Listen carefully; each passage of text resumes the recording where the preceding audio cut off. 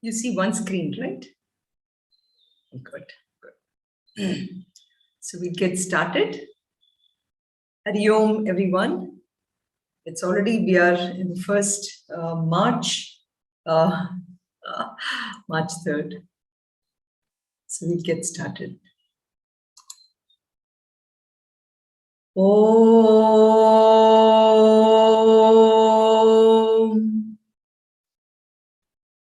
Om.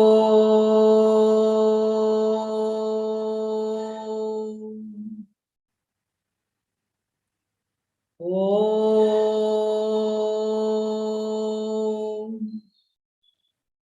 Om Sahana Vavatu Sahanau Bhunaktu Sahaviryam Karavavahai Tejasvinavadhitamastu ma Vishavahai. Om Shanti Shanti Shanti. Om Parthaya Pratibodhitam Bhagavatam Narayanena Swayam Vyasena Kratitam Purana Muninam Madhye Mahabharatam Advaitam Ritavarshinim Bhagavatim Ashtadashadhyayinim Ambatvam Anusandadhami Bhagavad Gita Bhavatveshini Namostute Vyasa Vishana Buddhe Pullaravindayata Patra Netra Yena Tvaya Bharata Taila Purnaha Prajwalito Jnanamayah Pradipaha Prapanna Parijataya Totra Vetraikapanaye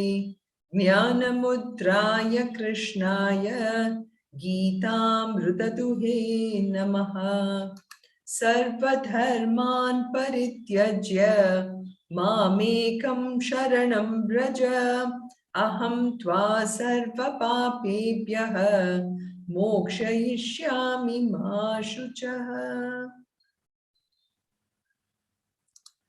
So we are on the 4th chapter and we are almost on the 13th. We started with the 13th shloka last time and we will spend pretty much the whole of today's chapter on this particular shloka. For two reasons. First of all, it is something which we are very well aware of, but it is also something which we need to have more clarity as to why did Lord Krishna start this forecast. If that is the case, I definitely need to know about it. So that is the reason, one of the reasons, but also we see the relevance of those forecasts for what you might call it as a holistic way of living. Holistic way of living, holistic well-being, healthy choices, all these are buzzwords today, right? But Lord Krishna saw this long time ago about this aspect of holistic well-being. And in this case, holistic well-being as in how do every caste work together to maintain what we call as the dharma of the universe. So that is the shloka that we're going to be studying together. But before we get to that, we'll just do a quick review. This is how the shlokas have looked like so far.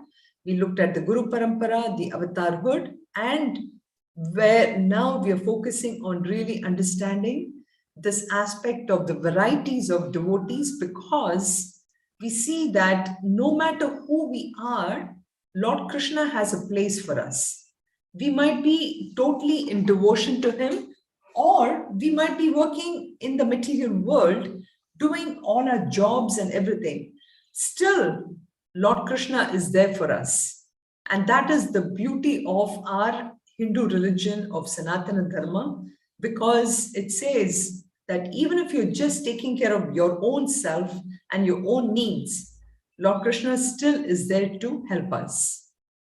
So in our reflection time today, I'm going to take up a question which Meena from our group here, Meena Shankar, she posted last week. So the shloka is actually directly tied to the shloka number 11, where Krishna says, "Ye yatha mam prapadyante tam sitaiva bhajamyam mama vartmanu vartante manushyav partha sarvashaha." So in that, we talked about how Lord Krishna says that, whatever anybody wants, I'm ready to give them. So, I had posed this question because we said, well, you should be careful what you ask for, right? So the question that Meena posed was, well, how does somebody even judge or know if the wish that they are asking Lord Krishna is really a very important one, is a quality one? How can that person ever know, right? Because we gave examples of how, here we have an opportunity to ask Lord Krishna anything we want.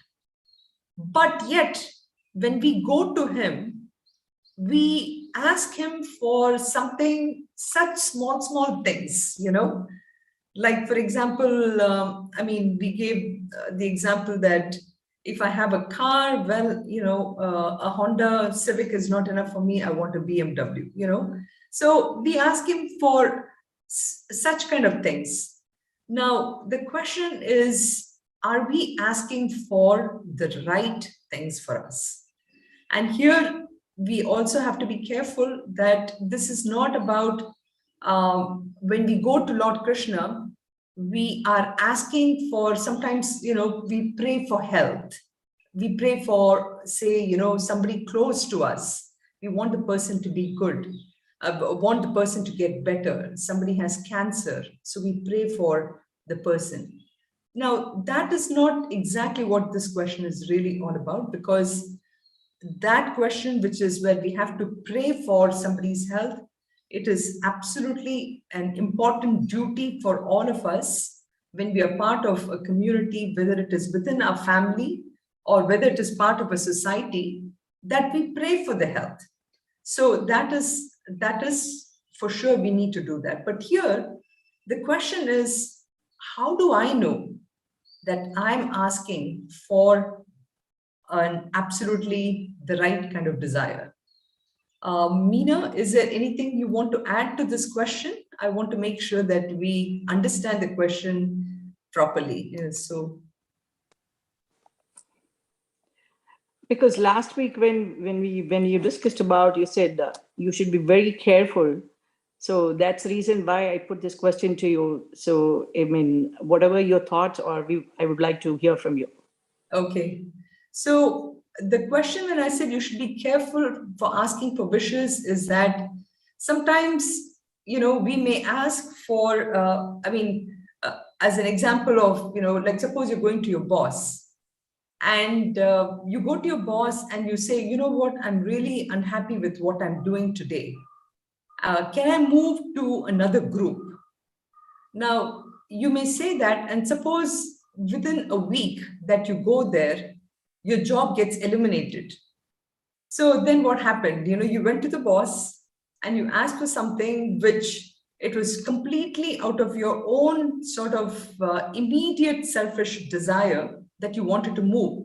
I never really thought through as to, hey, does this next group where I'm getting into, is that going to survive for a long time? Was that something that I took up that position because I was enamored by the glamour of, say, meeting with more customers or something like that? And that's why I wanted to move. So did I really think through everything, that aspect, before I asked for moving into another group, right? So this is how I have to be careful when I ask my boss. This is in Laukika Vivahar. Now, with God too, I have to be careful on what I'm asking for, because I need to think through in a bigger picture.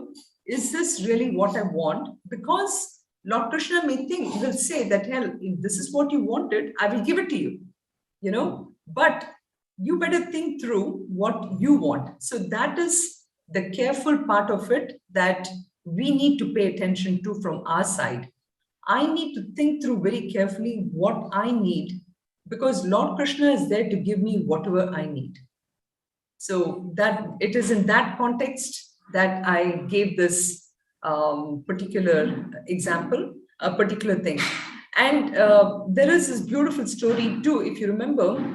There is this two brothers, I think, who want to pray to God for something, So the first one goes to Lord Krishna and says, I want, these two brothers don't get along well with each other, okay? So this brother, and both of them don't know what the other one is asking Lord Krishna. So the first one goes to Lord Krishna and says, can you make sure that my other brother's one eye is plucked away? So Lord Krishna says, okay, tathastu, and he does that to this brother. Now, bear in mind, this is a story, okay? But the significance is more important of this, is that Lord Krishna is so compassionate that he will give whatever we want, So the other brother, he's even more wicked than this other brother, this first one. And he says, okay, can you do double of what he did? So then what happens? Both his eyes gets plucked away, right? So that is where I meant by you should be careful by asking for wishes, because we have to go to God with very sattvic mind. And when I go with that sattvic mind, Lord Krishna makes sure that I get what I want. So the example that you gave now, Yes. a person is seeking to move to another group, and he finds that for some reason or the other, the groups get completely dissolved because the project is no more or something like that. Right. Then, he cannot blame anybody. He cannot blame himself or the God, because, that is his fate. So he has to take as, okay, this is my fate, so I have to, because he has to undergo that. Right. So, exactly. Yes. He might be, he would have thought, a lot of, before asking any desire to the Lord, he must have thought for himself, which is good for him, which is best for him. But sometimes when it happens like this, then this is your karma, you have to take it, that's it. Correct. So you can do it in two ways. One of them is, yes, it is my fate, it is my prarabdha, and or karma, because of which I'm facing this, right?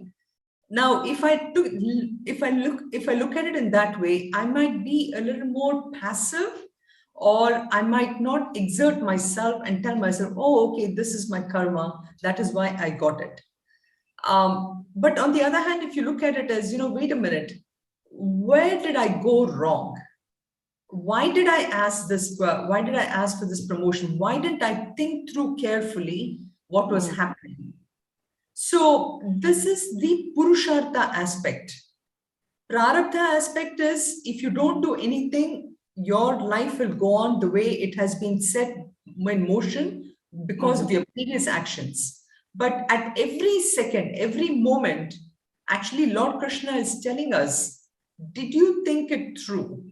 Did you actually analyze why you wanted this promotion? That's the part that's the Purushartha we need to exert at every step of our life. So this part of it needs to be addressed, and that's the whole aspect of this prarabdha and purushartha. Both of them have to come together to define where I'm placed in life. Okay.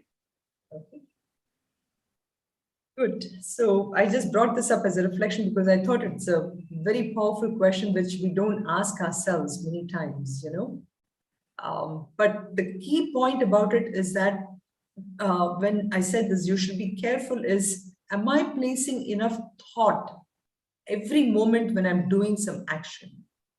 Am I using my intellect, or am I just going by the flow, saying that, okay, that is my karma, that is my prarabdha, I'm getting it, what should I do? Not be passive about it. Thank you very much for addressing that. You're welcome. Okay, so what I thought is in every session, we will just chant 10 shlokas, okay? Only 10 of the previous ones. So as we move ahead, we'll be doing, so for example, today, I'll start today with one, but from next week on, it will be from the number 3 or something.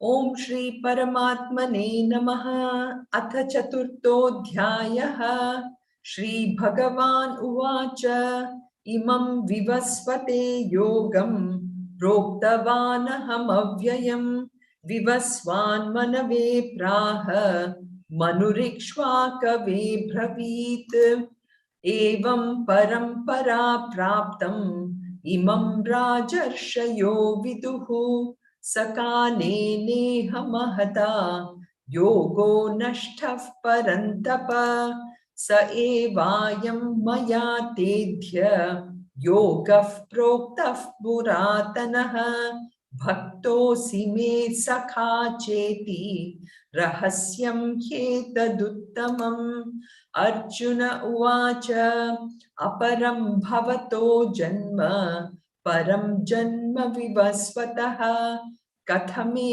tadvijaniyam tvamadau proktavaniti Shri Bhagavan uvacha bahuni me vyatitani janmani tavacharjuna tanyaham veda sarvani natvam vetaf parantapa ajopi sannavyayatma bhutanam ishvaropi san prakritim swamadhisthaya sambhavam yatma mayaya yada yada hi dharmasya glanirbhavati bharata abhyuthanam adharmasya tadatmanam srujamyaham paritranaya sadhunam vinashaya cha dushkritam dharma samsthapanarthaya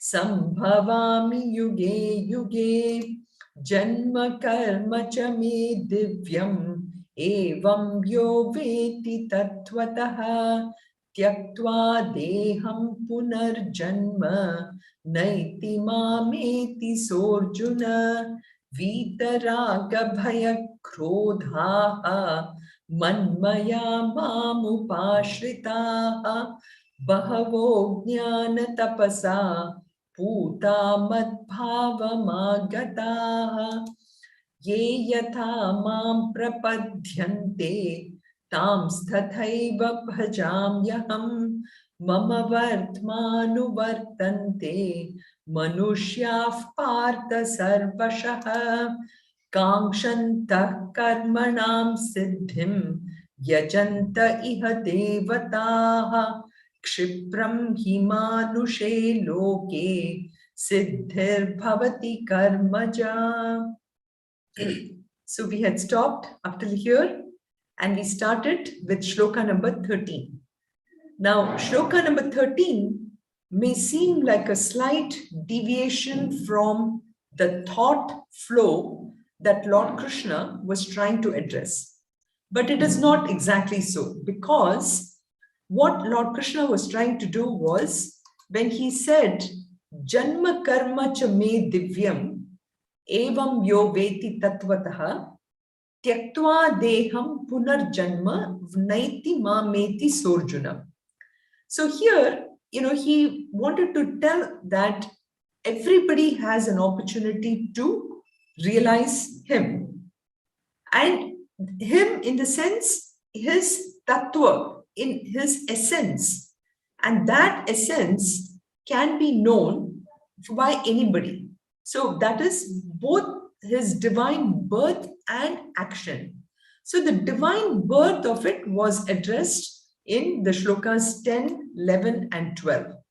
Basically he was trying to show that anybody can approach him, can understand him, one who is free from attachment, fear, anger, one who is completely absorbed, one who has surrendered to him. That was in 10. And then he said that not only that, in whatever way people approach him, he is going to reward them. And he is open for anyone. His doors are open, like these days, a manager say, my doors are open. My employees can come in at any time and talk to me, right? So that's what he says too. But then he says, most people are not coming to him because they are so busy in their own worldly actions, but yet it doesn't matter. I help them also. So that is all about his divine birth. So the shloka 13 actually addresses the aspect of his action. How is Lord Krishna's divine action manifested?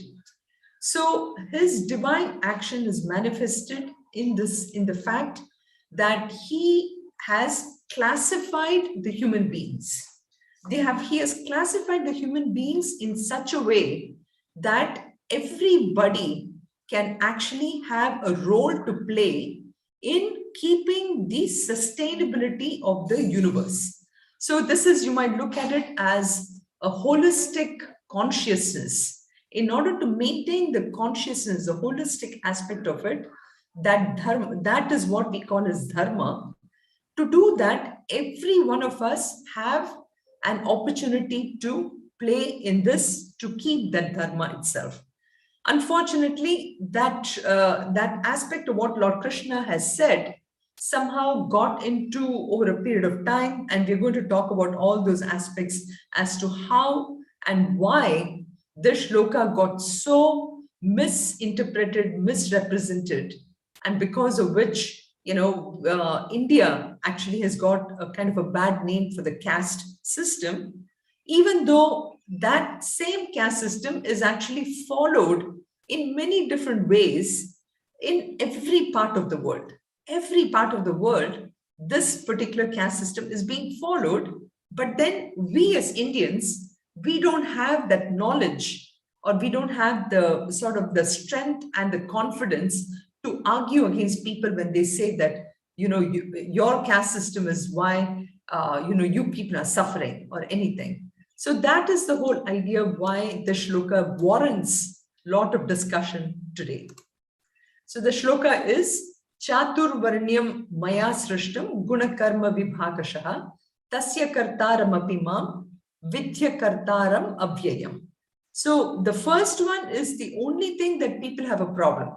The second one, people actually completely ignore the meaning of what it is. So the first line says that, Lord Krishna is saying, I have created the 4 castes to establish dharma, but in spite of me doing this, yet I am not the doer.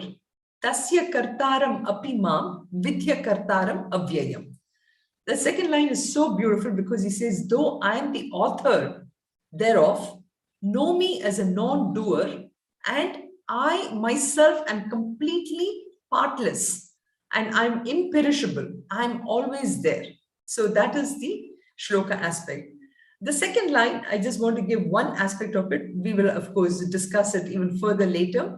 The reason I bring that is, the second line is like, for example, the education board, okay, in any school or university. Since I'm at the university here, I can only give this example. The education board sets certain guidelines, right? For example, if you have to get an A, they may say you have to get, above 75% or something, on your overall performance, and you will get A. If you do more than 90, then you get an A plus or something. And then if you are 50 to 75, you get a B grade, and then a C grade below, etc. So the education board does that. Now, it is up to the students to work hard and to determine whether they are in which particular grades. So too, Lord Krishna is saying, I, like an education board, I have only done my duty as putting all these divisions. But it is up to you to decide on which of these divisions you really belong in. That's all what he's doing. So in that sense, He's totally an akarta. He has not done anything. He has just set up some kind of a guidelines which we need to follow.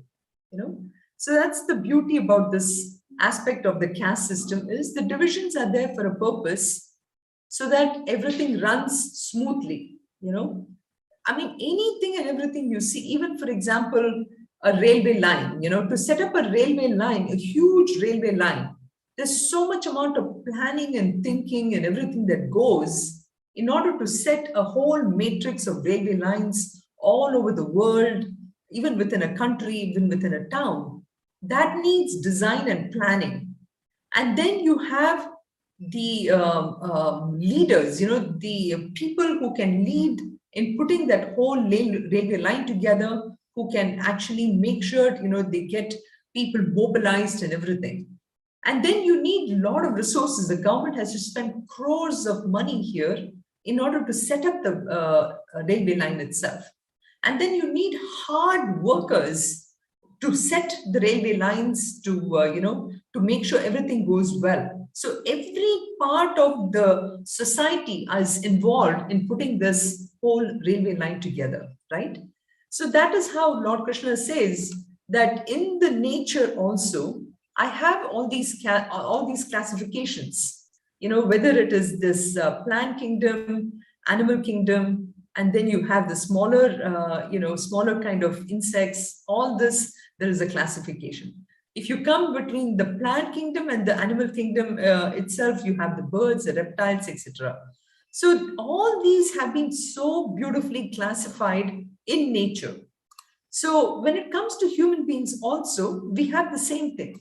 There is, you know, this variety of color, shape, size, people who can perform physical labor, who are capable of doing that, people who are good in writing poetry, people who are good at writing, doing public speaking, or people who are good in some other kind of sciences. Everything, you know, there is a classification that is always there. So this classification is sometimes, you know, of course, very necessary, even when you come to whether, you know, there is a developing world, third world countries. You know, India is called as a third world country or something because we may not be very powerful with money or something like that, but in terms of knowledge, you know, we might have more than others.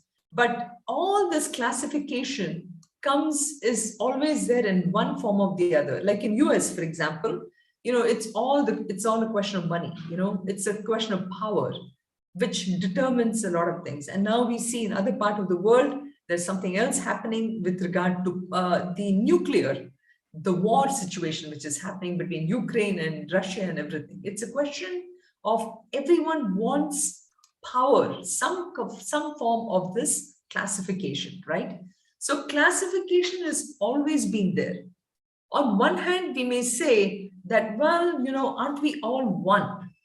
Yes, spiritually we are one, but we also are divided in the form of what I can do. You know, what is my quality on how I do things and what I can do. So the what and the how are the way that our human beings have been classified. We see that happening in companies, you know, with the scientists, we have the managers, and then we have the, we have the lab technicians, we have the CFOs, etc. So many of this, right?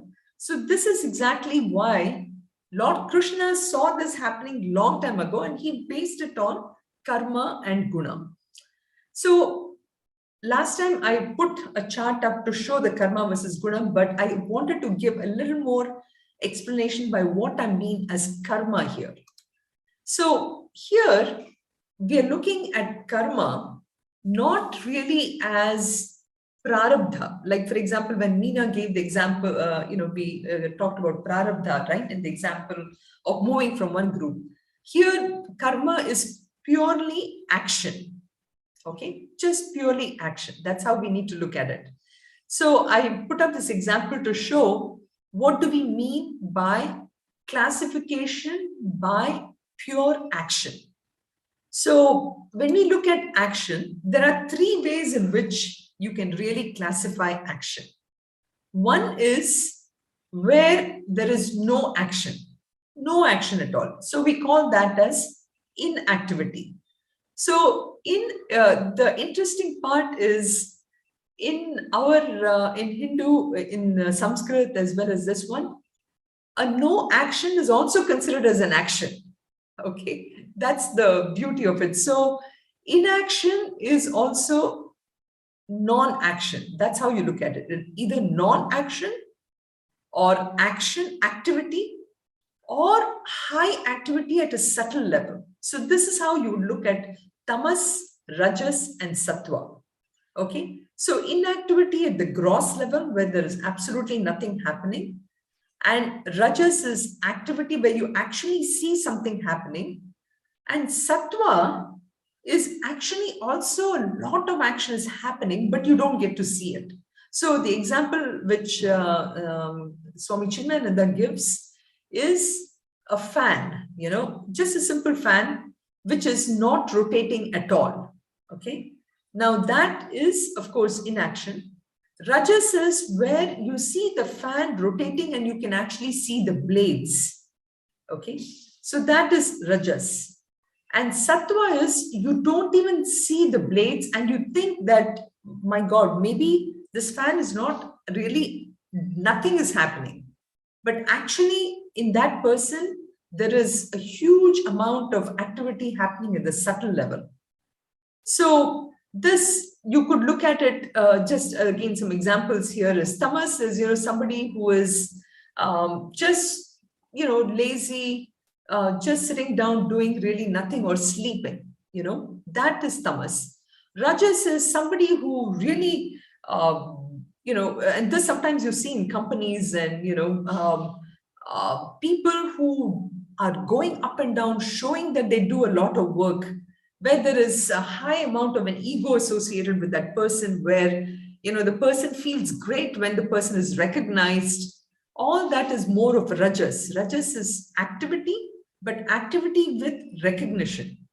Sattva activity, a very classic example that I remember reading in Self-Unfoldment, I think either Kindle Life or Self-Unfoldment, is where you see a painter who is sitting in front of this very calm stream of water, okay? And all he does is he just puts a stone there and then he watches the ripples, that's all he does. And a farmer, goes by and he looks at this person and he says, what is this person wasting his time here? All he's doing is he's just putting a stone. We don't need such wastrels in society or something. This is how a farmer would look at him, right? But in reality, this person is already having so much of, he's watching for the designs on the water so that he can capture that on canvas.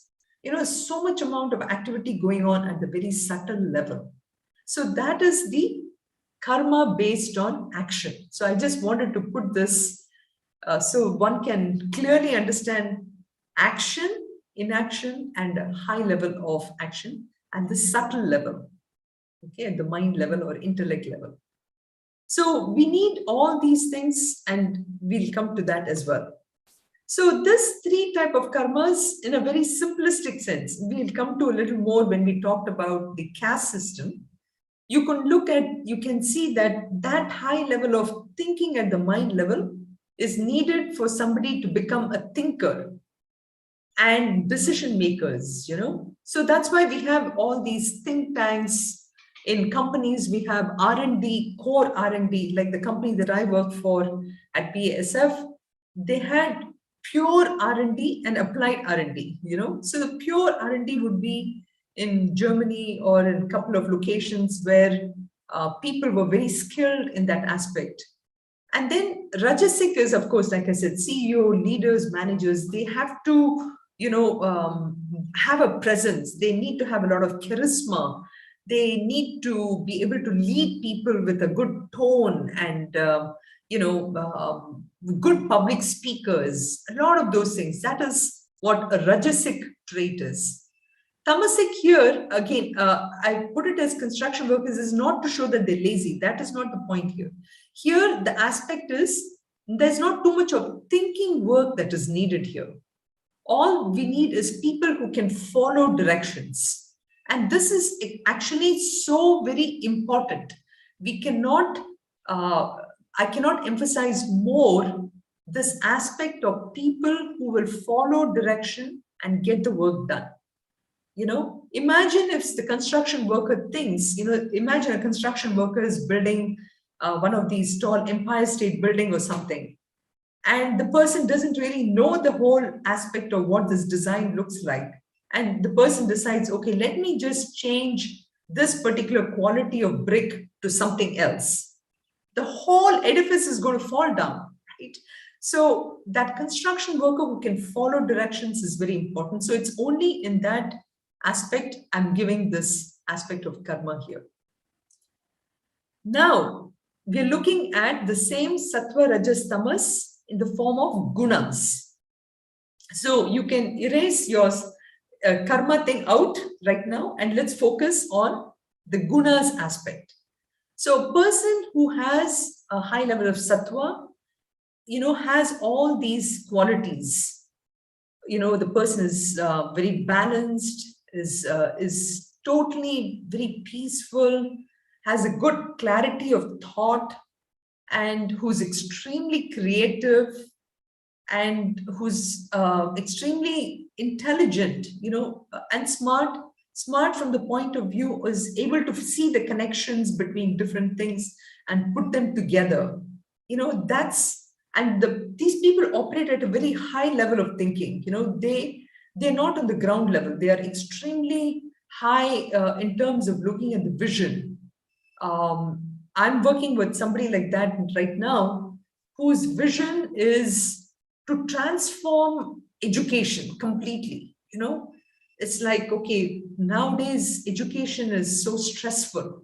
Why don't we transform education that it's least stressful? That's the level they think about. So that's sattva. Now, rajas, again here, even though it gives a little bit of the activity part of it here, but the other qualities are passion, having lots of energy to do things, desire, and the person. So these are the two things you can look at it from a positive way: a lot of passion to accomplish, a lot of desire. Now, tamas, and then the negative qualities, of course, is given here: anxiety, ego, having a high sense of ego, all that. Tamas, on the other hand, the negative aspects here is given: inertia, dullness, constantly in the sense of looking at something and thinking something else. You look at something which is a kind of, what should I say, a black ball or something, and somebody would look at, oh my God, that's an iron ball. They won't even think through what it is exactly, but have their own concept of what it is not. So that's the kind of the gunas aspect here. So I'm sure all of you can understand what those aspects. I don't have to define each one of these qualities. So this is where we explained last time that if you were to combine just in a very pure sense, the gunas on the x-axis and the karma on the y-axis, we said, there could be potentially 9 types of people. Again, purely, this is pure 9 types of people. We all are, of course, all over the map, and that is where we'll come to right now. So this is where we talked about last time, about that a person who is not only, has sattvic gunas of thinking and everything, and that person also with the sattvic aspect of, taking decisions. So person who has good clarity of thought, and the person is can think through ideas and everything, such a person would be like a scientist. The same sattvic person with rajas could be a manager, but a person who is very takes decision which is good for the entire community, for the whole thing, nothing for that person alone. And a person who is the same with sattvic. With tamas is that here you have a person who, like a construction worker, who is constantly doing the right thing, so something like that. So And now you can see how you can translate the same thing with here too. A person who is, again, a thinker, a thinker here, but whose thing is a little more rajasic. So such a person could be, who wants to in the material world. So such a person is sattvic, and this one is like a rishi, This is a rishi, but here the person is a person who is more outwardly, who has a passion to do things and accomplish in the material world. And here you have a leader, a Rajasic leader with more of this one. It becomes a little more kind of that, there's a little more of an ego that comes into play where the person wants to be recognized. Now here you have the construction worker who with very tamasic guna, imagine this is probably one of the, a tamasic worker, but actually a little more activity. The person is not lazy, right? So we have, these are the two extremes. So sattvic is the most desired thing here. And this tamasic, this is on the other end of the scale. Okay. So this is how you look at, this is probably the worst kind of a quality, worst kind of a person with a quality. This is the bestest person with the high level of, in the high, very subtle thinking as well as subtle this. So this would be the way to classify, just as a classification. So, but in terms of activity, we need all three of these activities in the world. Okay. I hope this didn't confuse you too much, but let's see how this is applicable now for our caste system. Now, here we actually take recourse to our bhashyas by the Mahatmas. So, Shankaracharya ji, Bhagavan Shankaracharya ji, he has explained this beautifully in the bhashya about how when you have somebody with 60% of sattvic guna, okay? So the sattvic guna is most predominant. And this again is just rough numbers, with a certain amount of rajasic guna, 30%, and a little bit of tamas, because as Pradeep also pointed out last time, we all are a combination of all these gunas. And depending upon the situation, depending upon the day, we might exhibit many, different amounts of these gunas, right? So a brahmana is a person with, high level of sattva, with followed by less amount of rajas and far less amount of tamas. A kshatriya, on the other hand, is a person who is 30% sattvic, a higher amount of rajas, and 10% of tamas. A Vaishya, on the other hand, is much less amount of sattva, a higher amount of rajas, and tamas. So in a Vaishya, you have rajas predominant.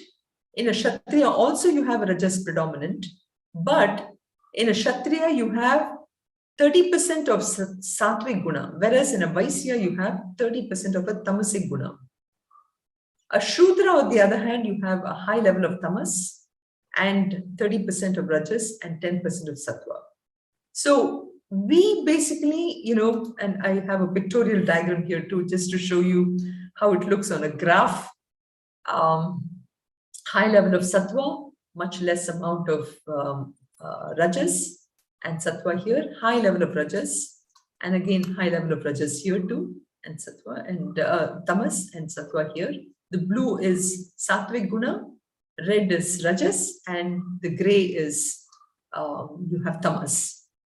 So whereas you have the aspect of, in Shudra, you have a high level of tamas, certain amount of rajas, and this. So we will see this again in a kind of the graph which I'll show you. And at that point, I'm going to open it up for a little bit of discussion, and we'll see if we can come up with examples. So Brahmanas are thinkers, visionaries, advisors, consultants, philosophers, researchers. This is all in the materialistic world. We are not looking That's why I wanted to separate these two graphs. So, the SS, which is pure sattva, somebody like Ramana Maharishi, for example, you can think about as an SS, right? But here we are talking about the materialistic world. Kshatriyas are leaders, rulers, executors, administrators, organizers, policemen, of course, army people, and even social workers. They are the ones who, are, like, for example, Mahatma Gandhi, you could call him as, a Kshatriya in the sense, but he is a very sattvic Kshatriya, right? With, RS category. Vaishyas are people who can really mobilize resources. They are the wealth creators in the country. And Shudras are the ones who do the running around.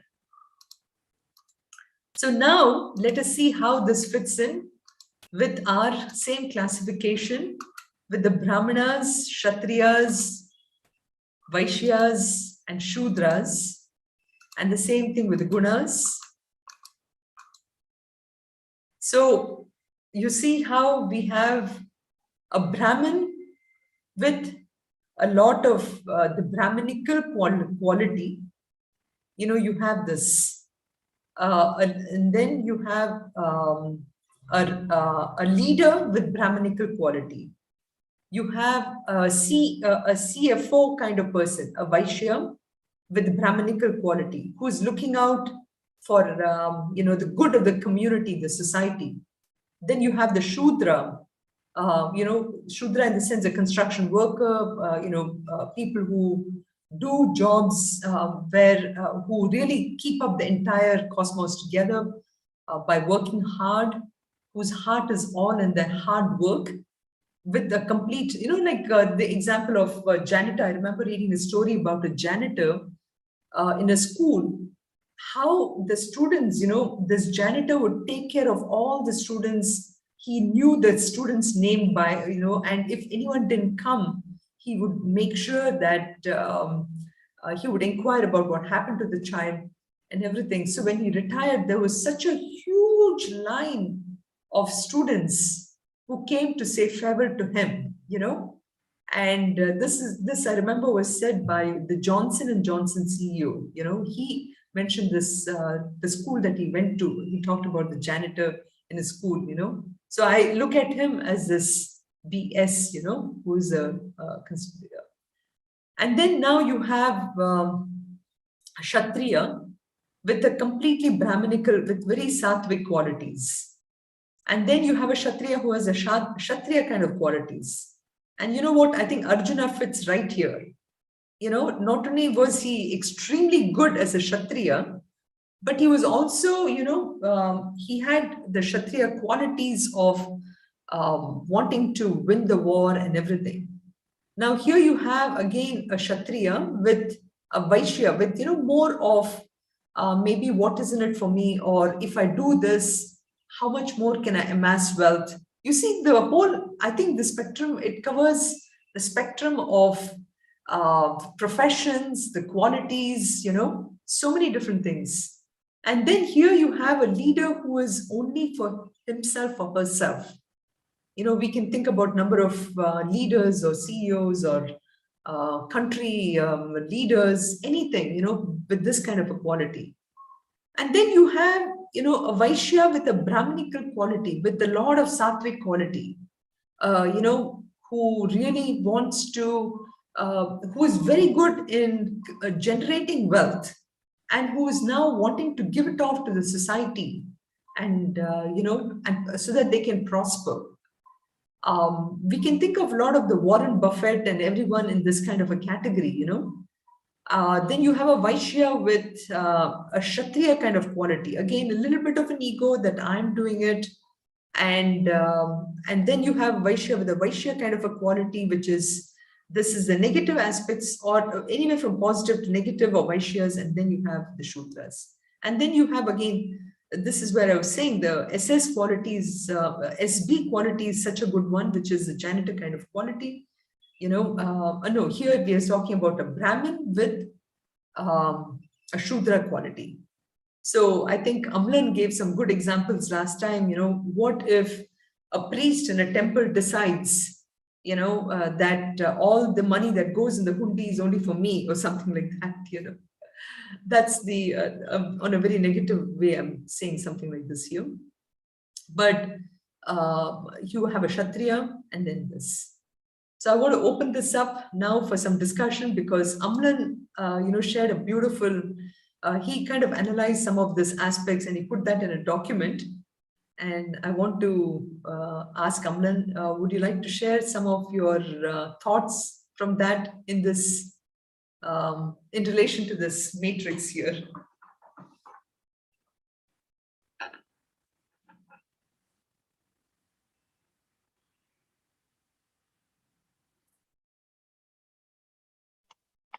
Yeah, I thought about this, and then I all the time get so much of confusion. You know, you have explained all this very nice metric way, and it will be easy to remember. That is one good thing. And when we kind of summarize the whole thing, for example, you have this chart. Okay, now finally there are 4 castes has to come out, right? Brahmin, Kshatriya, Vaishya, and Shudra. So they what is the understanding for us about them? So that clarity has to be there. So this chart we have to probably we have to do a lot of mananam, a lot of thinking we have to do to figure out that, because you see everybody has every kind of guna mixed, but still we have to have a society, or as you mentioned in the company or any organization, they have to have the class, right? The goal of the goal is basically to have a synchronization of all the work should be done smooth way. That is the reason this has been done based on the guna and karma, so that here nobody is bigger than anybody. Like, it is not like Brahmin is better than Shudra or Vaishya is better than Shudra. Is everybody is an equal level. Everybody Yes. is a different type of job and different type of mode they are performing. That is the understanding. I get it, but again, it's not very clear to me. It is all the time there is some confusion. Yes, right. So you're right.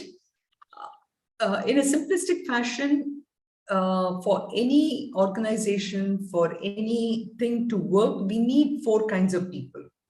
That is very important. But where this matrix can help us is to understand what kind of person am I? Am I, if I'm a Brahmin, for example, how does my thoughts go? Do I work with a little more ego? Do I do it with the understanding that I have to have a lot of wealth only for myself? Do I have, or am I lazy? Am I really exerting who I am based on the gunas? I was saying. So based on that, we can actually kind of use this matrix to wherever I am. So it doesn't matter, right? So I can be a Shudra, I can be a Vaishya, I can be a Kshatriya, this one. It doesn't matter for this. But if I put myself in a certain box, then I can see what am I doing as a sadhana. That is the most important thing. What am I doing as a sadhana to get myself out of the box I am to move into another box? So in that sense, I think this matrix can help.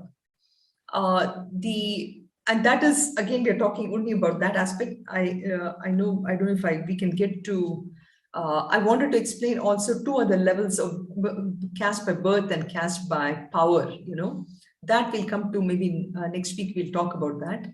But that is the aspect that we can have an appreciation. Now, the other way you could think about this chart is not just for myself, but as Suvarna, I said, I hope this works. You can hear me, right? The power went off, but hopefully the power will come back. So the other aspect you can think about here is when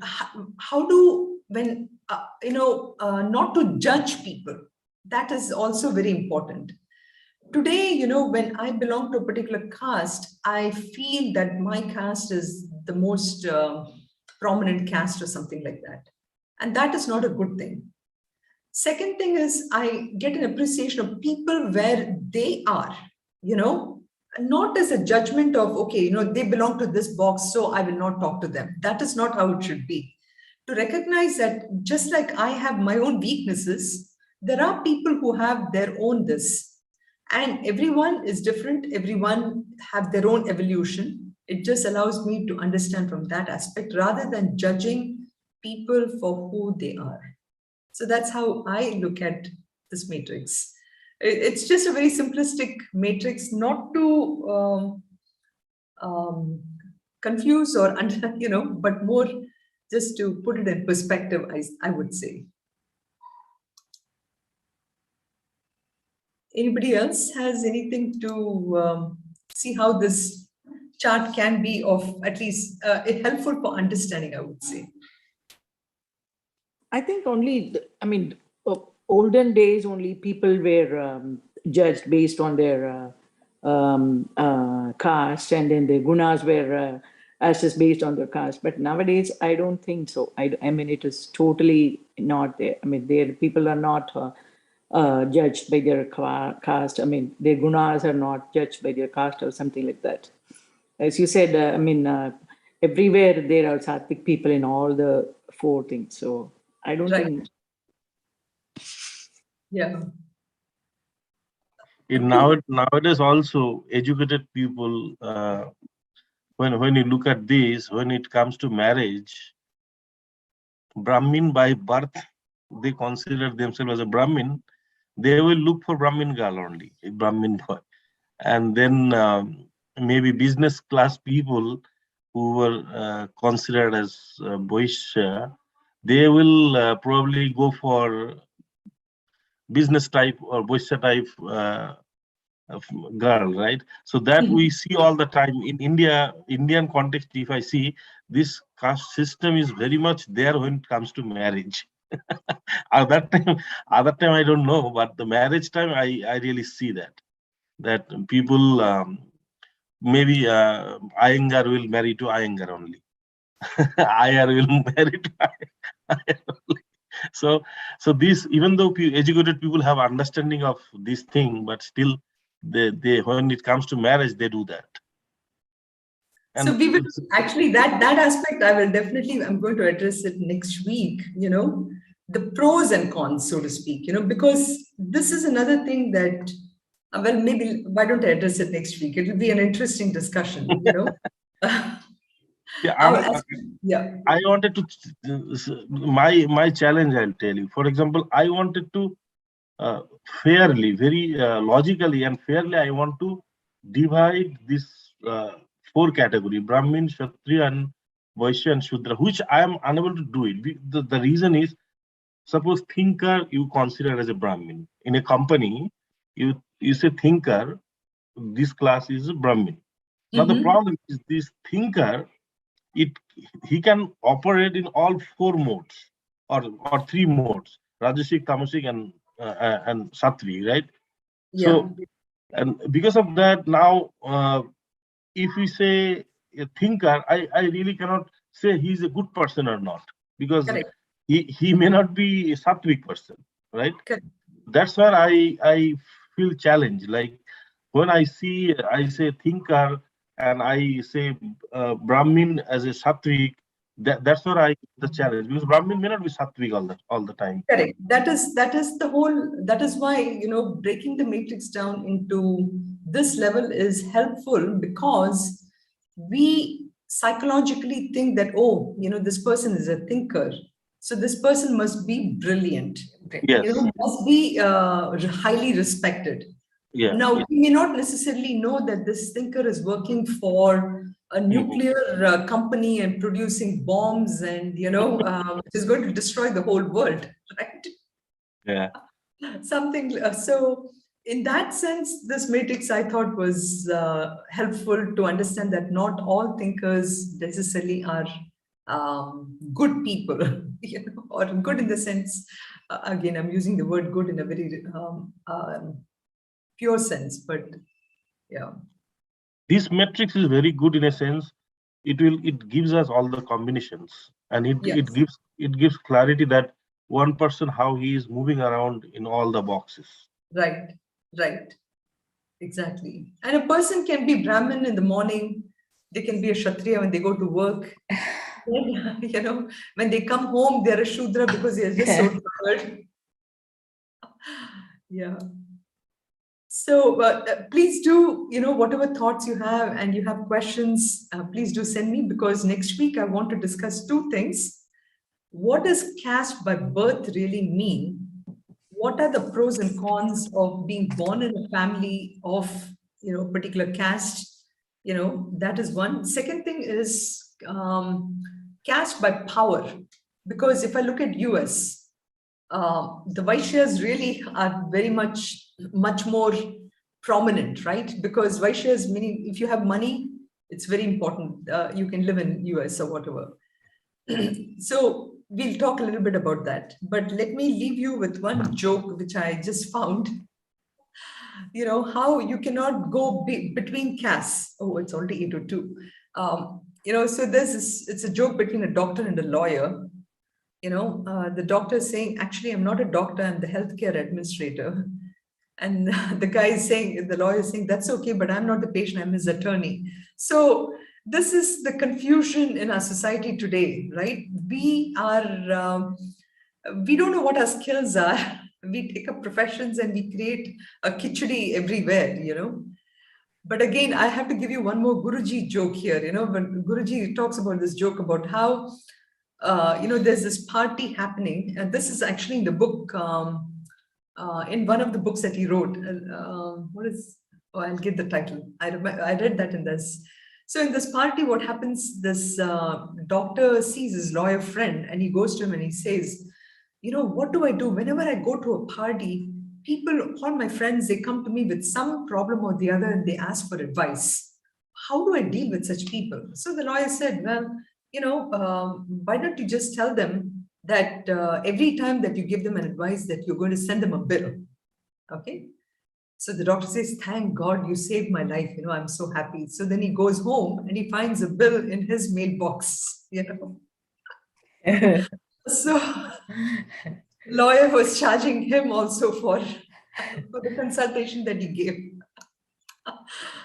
Okay, so we will talk about this next week. And we'll finish here.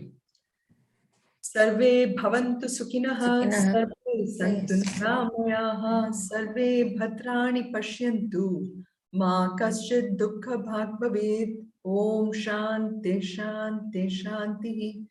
Om purnamadav purnamidam purnat purnamudachyate, purnasya purnamadaya purnameva vashishyate. Om shanti shanti shanti. Harihi Om Shri Gurubhyo Namaha. Harihi Om. Thank you, everyone. It is good to see everyone. Thank you, Sunitha. Thank you, Hari Om. Hari Thank you Om. so much, Hari Om. Thank you, Sunitha. Thank you so much. Hari Om. Hari Om. Thank you, Sunitha ji. Thank you. You're welcome. Let me, I have to stop the. Thank you, Sunitha ji.